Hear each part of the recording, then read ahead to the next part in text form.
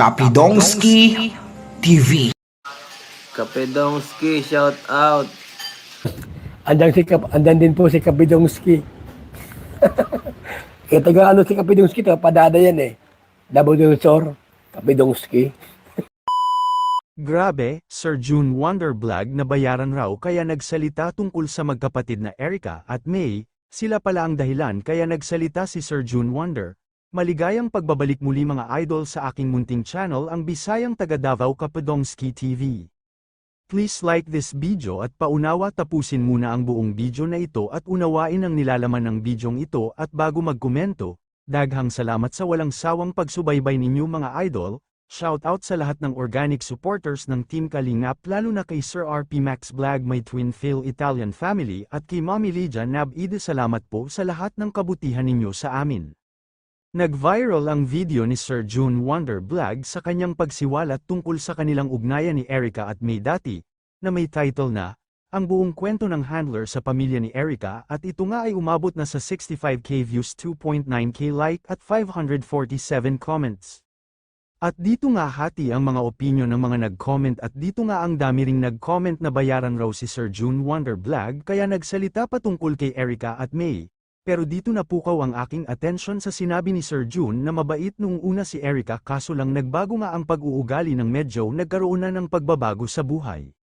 May nabasa nga rin akong comment na okay lang sana raw ang ginawa nila Erica na nagpuporsige na mabago ang kanilang buhay na galing sa kahirapan at ngayon marami nang tumulong sa kanila.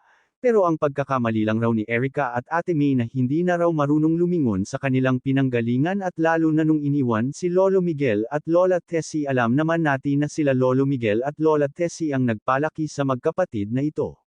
Samantala ang daming nagsasabi rin kung bakit ngayon pa raw nagsalita si Sir June tungkol kay Erica at Ate May.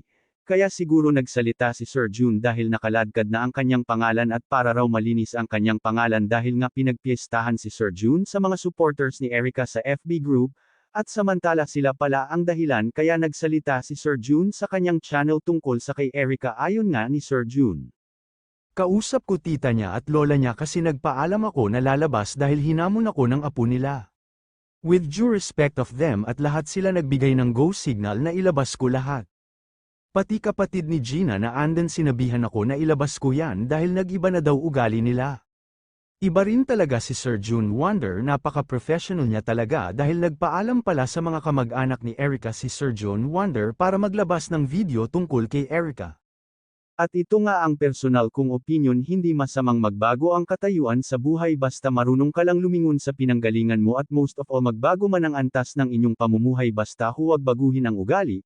Naalala ko tuloy ang sinabi sa akin noon ni Sir Ka Business Official na Kapedongski, tandaan mo na ang kamay at noo nakatingala sa kanya basta panatilihin ang paa nakaapak sa lupa.